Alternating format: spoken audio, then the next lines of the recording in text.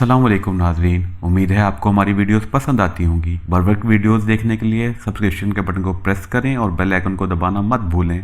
आइए चलते हैं अपने बके हिस्से की तरफ। बालाजी ने सीने पर हाथ रखकर कहा, मैं भगवान शिव की कसम खाकर कहता हूँ कि आपके घरों की तरफ कोई आंख उठाकर भी नहीं देखेगा। गफ्फार अहमद मुतमईन हो गए। कहने लगे, आप मेरे साथ चलें। हम जिन 150 घरों में बंदूकें रखते हैं वहां मैं आपके हवाले कर देता हूँ। मैंने जो पर्चा हिंदी और उर्दू जबान में लिखकर अपनी जेब में छुपाया हुआ था वो मैंने निकाल कर अपनी मुट्ठी में दबा लिया था और इस इंतजार में था कि मौका मिलते ही गफ्फार अहमद के हाथ में दे दूंगा। ये रुक्का मुझे इसी वक्त इसे देना था, क्योंकि हथियारबंद हिंदुओं के हवाले करने के बाद इस रुक्के का कोई फायदा नहीं था। मैंने इस रुक्के में लिखा था, अपने हथियार हिंदुओं के हवाले मत करना। इन लोगों ने विजयनगर के मुसलमानों के कत्लेआम का मंसूबा तैयार कर लिया है। बस सिर्फ ये 2 जुमले हिंदी और उर्दू में लिखे हुए थे, मगर मुझे मौका ही नहीं मिल रहा था। ये भी ख्याल था कि मेरे छुपकर रुक्का पकड़ाते ही गफ्फार अहमद खोलकर पढ़ना न शुरू कर दे, लेकिन ये खतरा मुझे मोल लेना ही था। गफ्फार अहमद ने 2-3 मुदब्बर किस्म के मुसलमानों को साथ लिया और मुसलमानों के घरों से असला जमा करना शुरू कर दिया। जैसे ही गफ्फार अहमद मेरे करीब से गुजरा, मैंने रुक्का इसके हाथ में थमा दिया। इस वक्त बालाजी और हिंदू पुजारी जरा आगे हो गए थे। गफ्फार अहमद ने रुक्का मिलते ही चौंक कर मेरी तरफ देखा। मैंने होंठों पर उंगली रखकर इसे खामोश रहने का इशारा किया। इतने में बालाजी ने मुड़कर मेरी तरफ देखा और कहा, धर्मचंद जी, तुम आगे आओ ना, पीछे क्यों रह गए हो? मैं जल्दी से कदम बढ़ाकर इसके पास चला गया। मेरा ख्याल था कि गफ्फार अहमद को मैंने जिस पुरस्कार तरीके से रुक्का दिया वो समझ गया होगा कि रुक्के में कोई खुफिया बात लिखी हुई है और वो इसे किसी बहाने से थोड़ी देर के लिए इधर उधर होकर जरूर पढ़ लेगा। मगर ये सूरती मेमन मुसलमान गफ्फार अहमद कुछ ज्यादा ही सीधा साधा मुसलमान था। इसने मेरे सामने रुक्का अपनी बास्केट की जेब में रख लिया और घरों में से असला जमा करवाना शुरू कर दिया। मैं बेचैन हो गया। बालाजी और हिंदू पुजारी गफ्फार अहमद के बिल्कुल दाएं बाएं खड़े थे। मुझे गफ्फार अहमद के करीब जाने का बिल्कुल मौका नहीं मिल रहा था। मुसलमानों के घरों से बंदूकें वगैरह निकाल कर बालाजी के हवाले की जा रही थी। मैं सख्त परेशान था कि गफ्फार अहमद को किस तरह बताऊं कि खुदा के लिए रुक्का जेब से निकाल कर पढ़ो, या फिर इसके करीब जाकर इसके कान में ये बात डाल दूं कि हिंदुओं को अपने हथियार ना दो, ये तुम पर क़यामत ढाने वाले हैं। मगर बालाजी और हिंदू पुजारी तो गफ्फार अहमद के बिल्कुल साथ लगकर खड़े थे। मुझे गफ्फार अहमद के करीब जाने का मौका ही नहीं मिल रहा था। यहाँ तक कि विजयनगर की कॉलोनी में मुसलमानों के जिन 50-60 घरों में पुरानी किस्म की बंदूकें थी वो सब की सब हिंदुओं के हवाले कर दी गई। मैं खून के घूंट पीकर रह गया। अब गफ्फार अहमद मेरा रुक्का पढ़ भी लेता तो इसका कोई फायदा नहीं था। बालाजी ने कुछ बंदूकें मुझे दे दी, बाकी हिंदू पुजारी ने और खुद बालाजी ने उठा ली और मुसलमानों की आबादी से निकलकर सड़क पर आ गए। वहां आते ही बालाजी ने मुझसे कहा, धर्मचंद, मैदान खाली है, दुश्मन को निहत्ता कर दिया है, अब गिन गिन कर इनसे बदला लेंगे। जय शिव जी भगवान की। हिंदू पुजारी दांत पीसते हुए बोला, महाराज इन मुसलमानों को सबक सिखाएंगे कि इन्हें सौराष्ट्र में कहीं सर छुपाने की जगह नहीं मिलेगी। बालाजी ने हथियार अपनी गाड़ी में रखते हुए कहा, इनके महमूद गजनवी ने हमारे हिंदुओं को जिस तरह तहस नहस किया था और हमारी सोमनाथ जी की मूर्तियों को जिस तरह टुकड़े टुकड़े किया था, हम इन सब का इनसे बदला लेंगे। मैं इनके साथ बोझल दिल लिए गाड़ी में बैठ गया। गफ्फार अहमद ने हमारे जाने और सारे हथियार हमें दे देने के बाद मेरा रुक्का जरूर बास्केट की जेब में से निकाल कर पढ़ लिया होगा। वो ये तो कभी सोच भी नहीं सकता था कि मैंने मुसलमानों की हैसियत से इन्हें हिंदुओं की साजिश से आगाह कर दिया था। वो यही समझेगा कि मैं अगरचे हिंदू हूँ मगर मुझे मुसलमानों से हमदर्दी है और मुझे हमदर्दी की बिना पर इन्हें खबरदार किया है कि अपने हथियार वापस न करो। मगर अब इस रुक्के के पढ़ने का या न पढ़ने का कोई फायदा नहीं था। तीर कमान से निकल चुका था, जो होना था हो चुका था। विजयनगर कॉलोनी के मुसलमान हिंदुओं के फ्रेम में आ चुके थे, वो निहत्ते कर दिए गए थे। अब इनका खुदा ही हाफिज था। दूसरे ही दिन कोई 10 बजे के करीब कोई 2-2.5 हजार हिंदू गुंडे विजयनगर में दाखिल हो गए। हिंदू पुलिस अफसरों को खबरदार कर दिया गया था कि इनको बाल ठाकरे की तरफ से खुफिया पैगाम भी मिल चुका था कि अगर किसी मुसलमान को बचाने की या किसी हिंदू को पकड़ने की कोशिश की तो इसे न सिर्फ नौकरी से जवाब मिल जाएगा बल्कि इसका बोरिया बिस्तर गोल करके इसे गुजरात के सूबे से बाहर निकाल दिया जाएगा। जो चंद एक पुलिस के सिपाही इस इलाके में रोज की ड्यूटी पर होते थे, इस रोज वो भी गायब हो गए। मुसलमानों के कत्लो गारतगिरी के वास्ते मैदान साफ था। मैं और बालाजी अपने ऑफिस में ही टेलीफोन के पास बैठे थे। हमें एक एक पल की खबर वहीं से मिलने थी। हमें जो खबरें मिली वो ये थी कि 2000 हिंदुओं के मुसल्ला जुलूस ने विजयनगर में दाखिल होते ही मुसलमानों के घरों पर हमला कर दिया। मकानों के दरवाजे तोड़कर अंदर दाखिल हो गए। जो सामने आए से काट कर रख दिया। मुसलमानों को चुन चुन कर कत्ल कर दिया गया। मुसलमान औरतों की इज्तिमाई बेहुरमती की गई। औरतों के सीने नंगे करके छुरी से इन पर राम राम लिखा गया। इन्हें उरियां करके सड़कों पर दौड़ाया गया। मासूम बच्चों को सलाखों में पिरोकर आग के ओलाव पर भूना गया। 3 दिन तक सूरत के मुसलमान मोहल्लों में मुसलमानों का कत्लेआम जारी रहा। मस्जिदों को आतिशगीर मादे से शहीद कर दिया गया। शाहपीर, रोना नगर, विश्राम नगर, त्रिलोक नगर और वेदो रोड के इलाकों में मुसलमानों के खून से होली खेली गई। मासूम बच्चियों की बेहरमती करके इन्हें कत्ल कर दिया गया। पुलिस खड़ी तमाशा देखती रही। ये सारी रिपोर्टें पूरी तफसील के साथ शिवसेना के नमरूद बाल ठाकरे और इसके दस्ते रात बालाजी को पूरी तफसील के साथ मिलती रही। दोनों बड़े खुश थे। मेरा खून खोल रहा था मगर मैं बेबस था। अगरचे मैंने चंद एक हिंदू गुंडों के नाम लिख रखे थे और मुझे इनकी शक्लें भी मालूम थी और ये भी मालूम था कि वो सूरत में कहाँ रहते हैं और मैंने इन सबको एक एक करके कत्ल करने का मंसूबा भी तय कर लिया था। मगर मैं किस किस से सूरत के बेगुनाह मुसलमानों के खून का बदला लेता। बालाजी ने मेरे साथ 3 दिन के लर्दाखेज मुस्लिम कश फसादात के बाद इन इलाकों का दौरा किया। मुसलमानों के मकान जलकर कोयला हो गए थे। जले हुए मलबे में मुसलमानों की कोयला बनी लाशों के ढांचे साफ नजर आ रहे थे। वीडर रोड के कोने पर पुलिस ने दुनिया को दिखाने के लिए बचे कुचे मुसलमानों के स्कूल में आरजी कैंप कायम कर दिया था। इस कैंप में जख्मी औरतें और बच्चे भी थे। किसी लड़की का हाथ कटा हुआ था, किसी का बाजू गायब था, किसी की आंख निकली हुई थी। इस कैंप में हीरे तराशने वाले मुसलमान बूढ़े कारीगर गफ्फार अहमद की जवान बेटी यास्मीन बानो चट्टाई पर चादर ऊपर किए मुर्दा लाश की तरह पड़ी थी। इसका बाप और बूढ़ी माँ इसके पास हाथ झुकाए बैठे आंसू बहा रहे थे। बूढ़े बाप ने बताया कि शाम के वक्त जब दूसरे मोहल्ले में मुसलमानों को कत्ल किया जा रहा था और इनके घरों को आग लगाई जा रही थी तो इसने अपनी बीवी और बेटी को लेकर रामपुर के किसी मोहल्ले में जाने की कोशिश की, लेकिन हिंदू गुंडों ने इन्हें रास्ते में ही घेर लिया। यास्मीन की मां पर पेट्रोल छिड़क कर इसे जिंदा जला दिया। बड़े बेटे ने मुजाहमत की तो इस पर तेजाब फेंक दिया, फिर तलवारों से इसके जिस्म के टुकड़े कर दिए। यास्मीन को इसके बूढ़े बाप के सामने अरियां करके इसकी आबरूरेजी की गई। इसके बाद यास्मीन बानों पर पेट्रोल छिड़क कर इसे आग लगाने लगे थे कि इतने में कुछ हिंदू गुंडे और 2 और मुसलमान लड़कियों को पकड़ कर ले आए जो उरियां हालत में थी। हिंदू गुंडे इन लड़कियों की तरफ भागे तो यास्मीन बानो को इसका बाप वहां से निकाल कर ले गया। मोहल्ला विजयनगर की 8 साल मुसलमान बच्ची महजबी ने बताया कि हम अपने घर में बैठे थे कि हिंदू गुंडे अंदर घुस आए। मेरी माँ इनके पैरों में गिर पड़ी। हमारा बाप इनके आगे हाथ जोड़कर खड़ा हो गया, खुदा का वास्ता दिया, घर का सारा सामान ले जाने को कहा, मगर हिंदू गुंडों ने एक ना सुनी। मेरे माँ बाप को घसीट कर बाहर ले गए और मेरी आंखों के सामने इन्हें ज़िबा करके तड़पता छोड़ दिया। मैं रोती हुई एक तरफ को भाग गई और इस कैंप में पहुंच गई। विजयनगर की ही एक खातून आयशा बीबी ने बताया कि गुंडे इनके घर का दरवाजा तोड़कर अंदर आ गए। मेरे लड़के के सीने पर बर्छी मारकर इसे शहीद कर दिया। मेरी जवान बेटियों के कपड़े फाड़ डाले। इन्हें कहा कि राम बोलो। जब मेरी बेटियों ने ऐसा नहीं किया तो मेरी आंखों के सामने मेरी 4 जवान बेटियों की आबरूरेजी की और इन्हें तलवारों और बर्छियों से काट डाला। दरबार मदीना मस्जिद के इमाम खतीबुद्दीन आसामी थे। हिंदू गुंडे मस्जिद में आ गए। आते ही इन्होंने इमाम मस्जिद को छत के पंखे से उल्टा लटका दिया और इनसे कहा कि जय राम जी की बोलो। इमाम मस्जिद हर बार अल्लाह अकबर का नारा लगाते। हिंदू गुंडों ने इमाम साहब को नीचे उतारा और तलवारों के वार से इनके कई टुकड़े कर दिए। इनकी बीवी को दरिंदगी का निशाना बनाया जिसने अस्पताल में दम तोड़ दिया। विजयनगर में 200 मुसलमानों को शहीद किया गया। कैंप में मौजूद एक शख्स मेहंदी खान ने बताया कि गुंडे इसके घर में घुस आए और मेरी बीवी को तलवार मारकर इसका हाथ काट डाला। वो जमीन पर गिरकर तड़पने लगी। गुंडों ने तरशूल इसके सीने में गाड़ दिया। इसके बाद मेरे मासूम बच्चों को तलवारों से काटने लगे। मुझसे बर्दाश्त ना हो सका। मैंने गुंडे से तलवार छीनी और 2 हिंदू गुंडों के पेट फाड़ डाले। तीसरे की गर्दन काट डाली। हिंदू गुंडे भाग निकले। मैं अपने जिंदा बच जाने वाले मासूम बच्चे अकबर को लेकर वहां से भागा। कतार गांव रोड पर ईदगाह के करीब रहने वाली जाहिदा बानो ने बताया कि इसके भाई, बाप और बहन को गुंडों ने इसके सामने आग में फेंक दिया। इसके वालिद, बहन कलसूम और भाई मोहम्मद हुसैन को पहले ही शहीद किया गया। कतारगाह मस्जिद मोहल्ले में मुसलमानों के 50 घर थे। इन सबको लूट कर नजर आतिश कर दिया गया। विश्राम नगर में इब्राहिम मास्टर अपने घर में बैठे चाय पी रहे थे कि गुंडों का टोला अंदर घुस आया। इन्हें पकड़कर बांध दिया गया। इनके भाई की 20 साल लड़की को खींचकर बाहर ले गए और इसके कपड़े फाड़ डाले, इसे नंगा कर दिया। इसने मुजाहमत की तो तलवार से इसका हाथ काट दिया, फिर दूसरा हाथ काट डाला। इब्राहिम मास्टर की बहू की इज्तिमाई बेहुरमती की गई। ओनर नगर में मुसलमानों की बड़ी बड़ी इंडस्ट्रीज थी। यहाँ डाइनिंग प्रोसेसिंग के कारखाने थे। हिंदू गुंडों ने इन्हें नजर आतिश कर दिया और तकरीबन 8 लाख मीटर सिल्क का कपड़ा जला दिया गया। छोटा बाजार में अहमद भाई की साड़ियों की बहुत बड़ी दुकान थी, इसे लूटकर आग लगा दी गई। प्रेसिडेंट शूज़ के शोरूम के मालिक सदरुद्दीन भाई चंद माह पहले अहमदाबाद से अपना पूरा कारोबार समेटकर सूरत आ गए थे, क्योंकि अहमदाबाद में बार बार होने वाले मुस्लिम कश फसादात ने इन्हें तबाह कर दिया था। सदरुद्दीन भाई के शोरूम में करोड़ों का लेदर और सिल्क का सामान पड़ा था।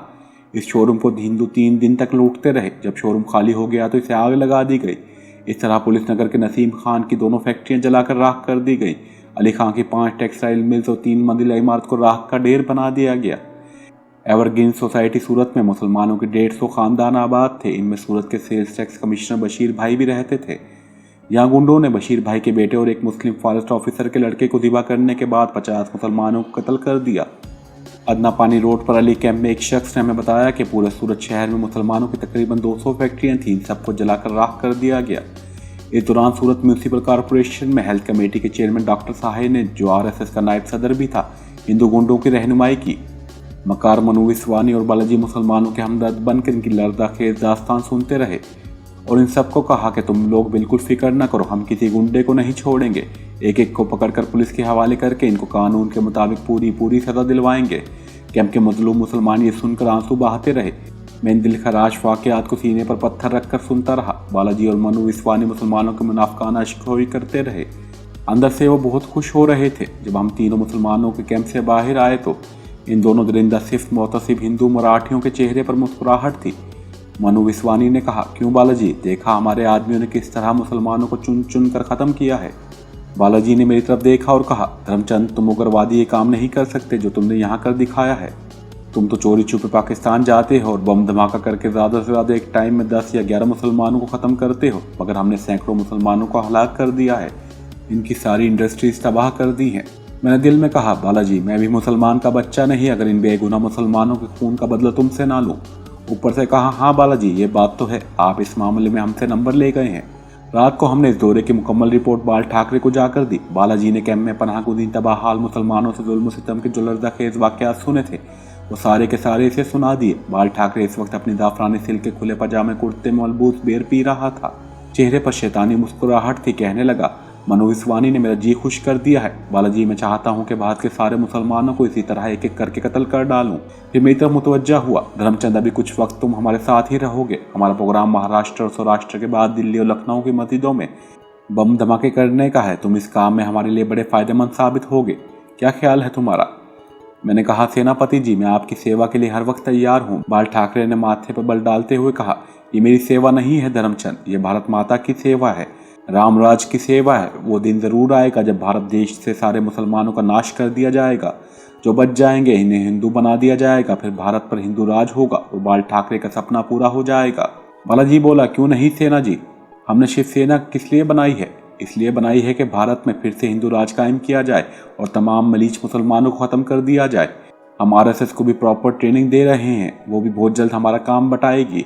इन हिंदू लीडरों के ये नापाक अज़ाइम देखकर मैं सोचने लगा कि पाकिस्तान का क़याम किस कदर ज़रूरी था और कायदे आज़म ने पाकिस्तान कायम करके मुसलमानों पर बरसगीर पर कितना बड़ा एहसान किया था। अगर पाकिस्तान ना बनता तो मुसलमानों को अपने दीन इस्लाम के मुताबिक इज़्ज़त और आबरू से ज़िंदगी बसर करने के वास्ते बरसगीर हिंदुस्तान में कहीं कोई जाए अमन न मिलती। इस वक्त मुझे अपने आबा अजदाद की बेमिसाल कुर्बानियों का ख्याल आया। इन्होंने अपनी जानों के नजराने देकर कायदे आज़म की बेलोस की आदत में पाकिस्तान बनाया और ये भी शिद्दत से एहसास हुआ कि हम मुसलमानों के लिए पाकिस्तान किस कदर कीमती और ज़रूरी है। सूरत में मुसलमानों के कत्लेआम के बाद बाल ठाकरे ने बालाजी को एक गाइडलाइन दी।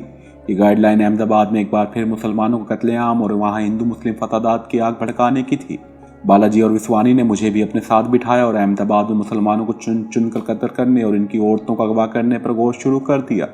इस वक्त मैंने भी दिल में फैसला कर लिया था कि इन दोनों को अहमदाबाद में मुसलमानों को कत्लेआम नहीं करने दूंगा। साथ ही साथ मेरे दिल में इन हिंदू गुंडों के खिलाफ इंतकाम की आग भी भड़क रही थी, जिन्होंने सूरत में मुसलमानों को बेदरेक शहीद किया था और मुसलमान खवातीन और मासूम बच्चियों की इज्तिमाई बेहरमती करके इन्हें हलाक कर डाला था। इन हिंदू कातलों को जहन्नुम पहुंचाना जरूरी था। ये काम मैं अकेले नहीं कर सकता था, इसलिए मुझे सूरत के जांबाज किस्म के मुसलमान कारकुनों की ज़रूरत थी। सूरत में मुस्लिम लीग का एक छोटा सा दफ्तर था जो शहर के शुमाली मोहल्ले में था, जिस पर हिंदुओं को कई बार हमला हो चुका था, मगर वहाँ के मुसलमानों ने हर बार हिंदू गुंडों का डटकर मुकाबला किया था। इसके बावजूद सूरत में मुस्लिम लीग मुसलमानों की कमज़ोर जमात समझी जाती थी।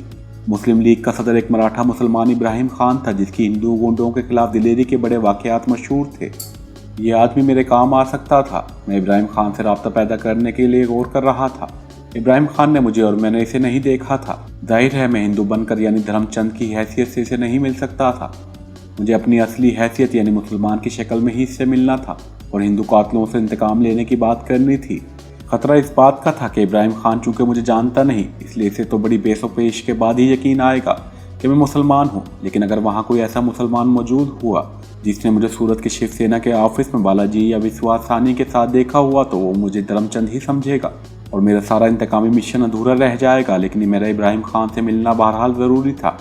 मैंने शिवसेना के दफ्तर से ही किसी तरीके से इब्राहिम खान सदर सूरत के मुस्लिम लीग का टेलीफोन नंबर हासिल कर लिया और वक्त आए कि बगैर शहर के पोस्ट ऑफिस में टेलीफोन बूथ से इसे फ़ोन कर दिया। थोड़ी देर घंटी बजती रही, फिर दूसरी तरफ से किसी ने फ़ोन उठाया और गुजराती ज़बान में कहा, मैं इब्राहिम खान हूँ, कहो। गुजराती ज़बान बड़ी आसान ज़बान है, क्योंकि सुबह गुजरात पर मुसलमानों की सल्तनत एक अरसे तक कायम रही है।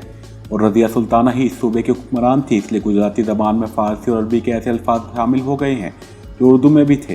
कोई आदमी गुजराती बोल रहा हो तो कम से कम इतना ज़रूर आप समझ जाएंगे कि ये किस मौजू पर बात कर रहा है।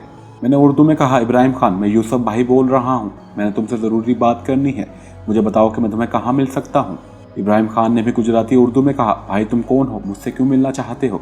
मैंने कहा, इब्राहिम खान, ये सब कुछ मैं तुम्हें मिलकर ही बताऊंगा। इब्राहिम खान ने जवाब दिया, शाम के वक्त मेरे दफ्तर आ जाना, मैं दफ्तर में ही मिलूंगा। मुझे इल्म था कि दफ्तर एक सियासी पार्टी का है, वहाँ शाम के वक्त दूसरे लोग भी मौजूद होंगे। हो सकता है इनमें कोई ऐसा आदमी भी मौजूद हो जिसने मुझे विड्रोट वाले मुसलमानों के कैंप में बालाजी और मीनू वसवानी के साथ देखा हो। मैंने कहा, इब्राहिम खान, मुझे तुमसे तन्हाई में कुछ ज़रूरी बातें करनी है, मुझे कोई ऐसी जगह बताओ जहाँ हम दोनों के सिवा और कोई ना हो। 1-2 सेकंड तक खामोशी छाई रही। ज़रूर इब्राहिम खान यही सोच रहा होगा कि वो मुझसे तन्हाई में मुलाकात करे या ना करे, क्योंकि सूरत में हालात सख्त कशीदा थे। 2-3 दिन पहले वहाँ मुसलमानों को बेदर्दी से खून बहाया गया था और इब्राहिम खान मुसलमानों की सियासी जमात का सदर था। वो ये सोचने में हक पजानिब था कि कहीं ये शिवसेना की कोई साजिश ना हो। इसने कहा, तुमने मेरा दफ्तर देखा हुआ है। मैंने इसे बताया कि मैंने दफ्तर देखा है। इब्राहिम खान बोला, दफ्तर के पीछे एक गली है, गली में एक मकान है जिसके दरवाजे पर सब्ज रंग किया हुआ है, तुम वहाँ आ जाना, दरवाज़ा खुला होगा। बालाजी और मनु विस्वानी अहमदाबाद में मुस्लिम कशफा सदात की आग भड़काने की साजिश के सिलसिले में बाल ठाकरे की हिदायत पर अहमदाबाद गए हुए थे। मैं शिवसेना के दफ्तर में अकेला था। जब सूरज गरूब हुआ तो मैं वरगाम रोड पर आ गया।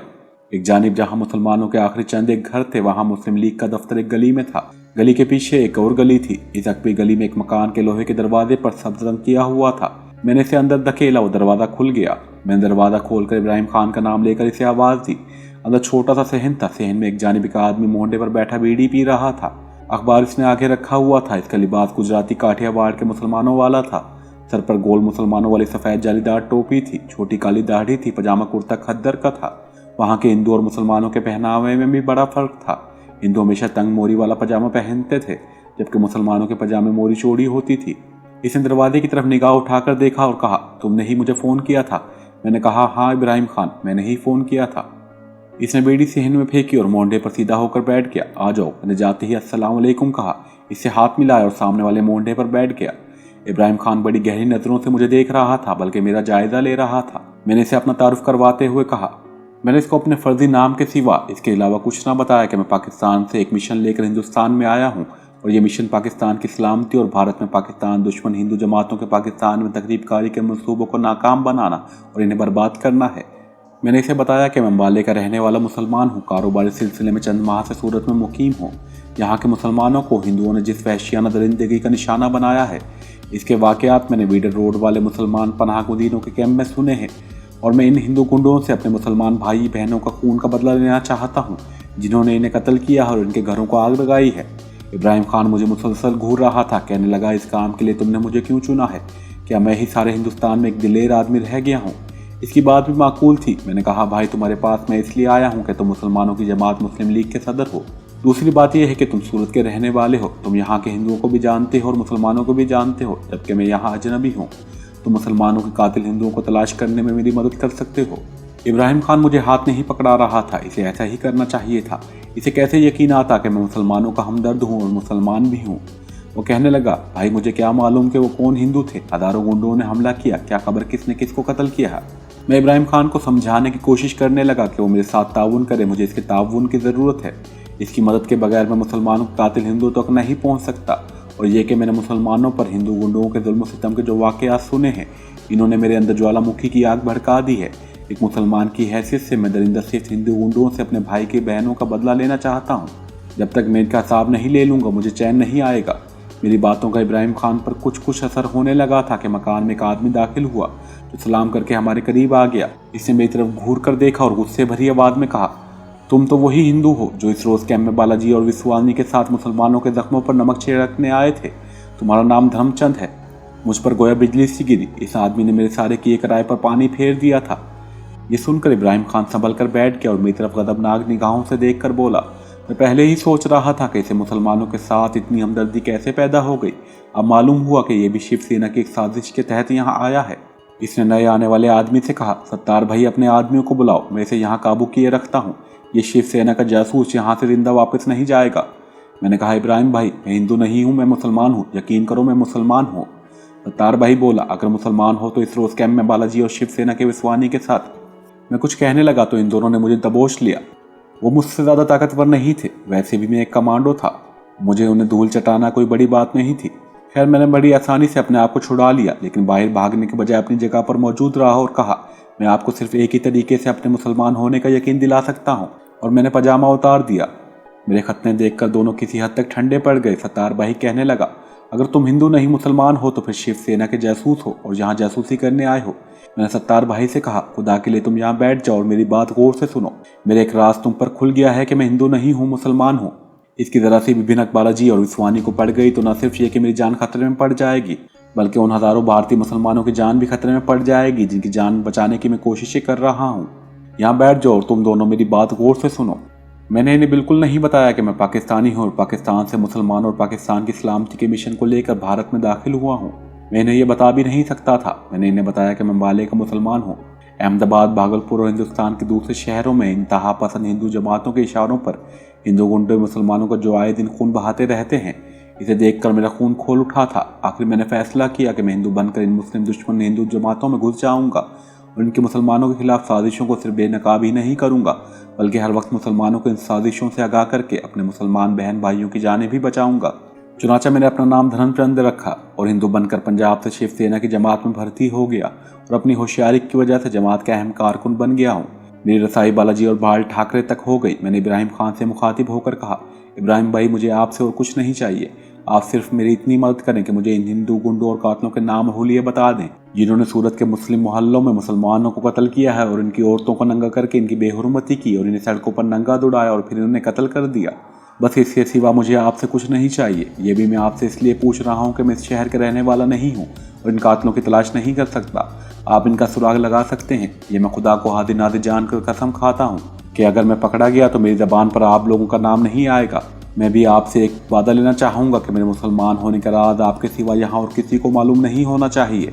अगर बालाजी और बाल ठाकरे को इस हकीकत का पता चल गया कि मैं इनकी शिवसेना का अहम रुकन धर्मचंद नहीं हूँ, बल्कि अपने मुसलमान बहन भाइयों के लिए अपनी जान कुर्बान कर देने वाला सच्चा मुसलमान हूँ, तो मुझे इसी वक्त कत्ल कर डालेंगे। इब्राहिम खान मेरी तरफ बहुत हद तक महमदाना निगाहों से देखने लगा था, मगर सत्तार भाई को अब तक शायद मुझ पर शक था। उसने कहा, यह भी हो सकता है कि तुम मुसलमान होकर भी शिवसेना के साथ मिल गए हो। तुम नेशनलिस्ट या कम्युनिस्ट मुसलमान हो और शिवसेना की तरफ से तुम्हें हमारी जासूसी के लिए भेजा गया हो। मैंने हल्की सी तंजिया मुस्कुराहट के साथ कहा, सत्तार भाई, अगर मैं शिवसेना का मुसलमान जासूस होता तो तुम्हारे पास आकर तुमसे मुसलमानों के हिंदू कातलों के होली और पते ना पूछता, बल्कि तुमसे ये पूछता कि सूरत के जो मुसलमान ताजिर लोग हीरों के सौदागर रूपोश हो गए हैं वो कहाँ छुपे हुए हैं, ताकि शिवसेना के दहशतगर्द गुंडे इन्हें भी ठिकाने लगा दें। इस दलील ने सत्तार भाई को भी कायल कर लिया। वो दोनों मेरे बहुत हद तक कायल हो गए थे और मेरे बारे में इनके शक व शुबात बहुत हद तक दूर हो गए थे। फिर भी बात करने में इनका रवैया बेहद मोहतात था। वो खुलकर बात नहीं कर रहे थे। इब्राहिम भाई ने कहा, भाई, हमने इन हिंदू गुंडों को अपनी आंखों से तो नहीं देखा जिन्होंने मुसलमान औरतों की बेहुरमती की है, अलबत्ता हम तुम्हें एक आदमी से मिला देते हैं। मुझे यकीन है कि इसे इन हिंदुओं का पता है जिन्होंने मेहदी खान और गफ्फार अहमद की बेटी यास्मीन बानो और गुलबहार को इज्तिमाई बेहुरमती के बाद सड़क पर नंगा दौड़ाकर कत्ल कर डाला था। मैं समझ गया कि इब्राहिम खान और सत्तार भाई सब कुछ जानते हुए भी खुद नहीं बताना चाहते। मुझे तो इन हिंदू दरिंदों के नाम, पते और हुलिये दरकार थे, चाहे वो कोई भी बता देता। मैंने कहा, मैं यही चाहता हूँ, आप मुझे इस आदमी से मिला दें, यह आपका मुझ पर बड़ा एहसान होगा। इब्राहिम ने सत्तार भाई की तरफ देखा। सत्तार भाई ने इसे कहा, मैं कल इसे अपने आदमी के पास ले जा सकता हूँ। मैंने कहा, ठीक है, मैं कल यहाँ आ जाऊँगा, मुझे वक्त बता दें। सत्तार भाई ने जल्दी से कहा, नहीं नहीं भाई, तुम्हें लीग के दफ्तर या इस जगह आने की ज़रूरत नहीं पड़ेगी। तुम ऐसा करना कि सूरत के अशोक सिनेमा हाउस के बाहर आ जाना, मैं तुम्हें वहीं इस आदमी से मिला दूंगा। तुम ऐसा करना, कल सहपहर 4 बजे वहाँ आ जाना। मैंने उठकर इन दोनों से हाथ मिलाया और दोनों से मुखातिब होकर कहा, मुझसे वादा करें कि मेरे मुसलमान होने का राज आपके सिवा और किसी तक नहीं पहुँचेगा। दोनों ने मुझसे बारी बारी एक बार फिर हाथ मिलाया और यकीन दिलाया कि वो मेरे मुसलमान होने की बात किसी को नहीं करेंगे। मैं जाते जाते रुक गया। मुझे एक अहम बात का ख्याल आ गया जो इनको बताना बहुत ज़रूरी थी। मैंने इब्राहिम खान से कहा, इब्राहिम भाई, एक और ज़रूरी बात आपको बताना चाहता हूँ। ये शिवसेना का एक खतरनाक राज है जो मैं आपको पहले से बताकर बाखबर करना ज़रूरी समझता हूँ। फिर मैंने इन्हें बताया कि शिवसेना सूरत के बाद अब अहमदाबाद में मुसलमानों के खून से होली खेलने का मंसूबा तैयार कर रही है और इस सिलसिले में बालाजी और विश्वानी बाल ठाकरे का आशीर्वाद लेकर अहमदाबाद पहुँच चुके हैं। आप लोग जिस तरह भी हो और जहाँ तक हो सके अहमदाबाद के मुसलमानों को खबरदार कर दें कि शिवसेना और राष्ट्रीय सेवक संघ यानी RSS गुंडे इनके कत्लेआम का नापाक मंसूबा तैयार कर चुके हैं। इब्राहिम और सत्तार भाई कभी एक दूसरे को देखते और कभी मुझे तकते। मैंने कहा, यह एक ऐसा राज है जो यहाँ सूरत में सिवाय मेरे, बालाजी और विश्वानी और बाल ठाकरे के किसी और को मालूम नहीं है। मुझे भी इसी वास्ते मालूम है कि हिंदू बनकर इनके दरमियान रह रहा हूँ। अगर मुझे आपके यहाँ मुसलमानों के हिंदू कातलों को सुराग मालूम करने के लिए ना आना होता तो शायद मैं भी इनके साथ ही अहमदाबाद चला गया होता। इब्राहिम खान कहने लगा, तुम्हारा शुक्रिया, तुमने हमें पेशगी खबरदार कर दिया। हमसे जहाँ तक हो सका अहमदाबाद के मुसलमानों को खबरदार कर देंगे, लेकिन जहाँ हिंदू राज हो और पुलिस भी हिंदू की हो, फौज भी हिंदू की हो, वहाँ तो मुसलमानों को बस अल्लाह ही हाफिज हो सकता है। सत्तार भाई जोश में आ गया, कहने लगा, इब्राहिम भाई, अब हमें भी अपने दुश्मनों का मुकाबला करने के लिए पूरी ताकत से उठ खड़े होना चाहिए। हम कब तक अपने बच्चों को हिंदू गुंडों से कटवाते रहेंगे?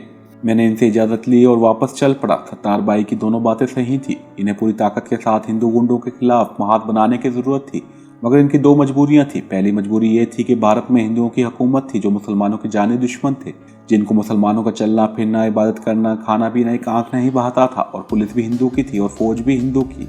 मिलिट्री और सिविल के तमाम ऊंचे ओहदों पर हिंदू फाइज थे। मुसलमानों को छोटे छोटे ओहदों तक ही महदूद रखा गया था। दूसरी कमजोरी भारत के मुसलमानों की ये थी कि इनका कोई ऐसा लीडर नहीं था जो इनके हकूक के बाद से हिंदू हुकूमत के आगे डट कर लड़ सकता। दिल्ली में जो मुसलमानों के लीडर थे, इनमें से दो एक को छोड़कर बाकी सब कांग्रेस के पर्दादार थे और हिंदू हुकूमत के इशारों पर चलते थे। इन्हें सिर्फ हिंदू कांग्रेसी हुकूमत की खुशनुदी मंजूर थी। इन्होंने अपने आलीशान बंगले बनवा रखे थे जहाँ इनके बच्चों के लिए स्विमिंग पूल थे। ये इसी का नतीजा था कि हिंदू गुंडे जब चाहें जिस शहर में चाहें कोई न कोई बहाना बनाकर मुसलमानों को कत्लेआम शुरू कर देते थे। गरीब मुसलमान गाजर मूलियों की तरह काट दिए जाते थे। इनकी बच्चियों की आबरूरेज़ी की जाती थी। इनके मकानों और दुकानों को जलाकर राख कर दिया जाता था और कोई इनका पुरसाने हाल नहीं था। लेकिन मैं दिल में तय कर लिया था कि सूरत में जिन जिन हिंदू गुंडों ने मुसलमान बच्चियों की आबरूरेज़ी की है और इन्हें सड़कों पर नंगा दौड़ाकर कत्ल किया है और इनकी इज्जतें बर्बाद की हैं, मैं इनमें से किसी एक को भी जिंदा नहीं छोड़ूंगा, चाहे इसके लिए मुझे भोपट डाकू क्यों ना बनना पड़ता। अगले रोज सहपहर के वक्त मैं अशोक सिनेमा पहुंच गया। सत्तार भाई पहले से वहां मौजूद था। वो मुझे वहां से करीबी बाजार में ले गया। इस बाजार में एक तंग गली थी। गली के कोने पर अंडों की एक छोटी सी दुकान थी। दुकान पर एक दुबला सा उधेड़ उम्र आदमी जिसकी शरई दाढ़ी थी, सर पर गुजराती मुसलमानों वाली टोपी पहने बैठा था। एक परांदे में गोटे के तार जोड़ रहा था।